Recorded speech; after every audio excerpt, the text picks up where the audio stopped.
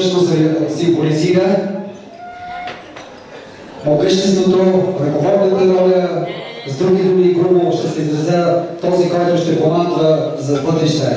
Тоест, след разчупване на богачите, по-голямата част, в когото остане, това означава, че той ще е с ръководна роля. Така, готови ли сте? Запретни, Ванко Ръкави, комата е готова да ви подаде богачите. Така, по-смело, по-смело. Тая насам! Тая! Започнете!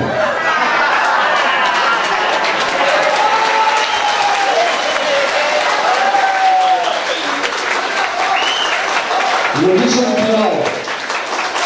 Ваня, имаш ли какво да ни кажеш? Има ли какво да ни кажеш?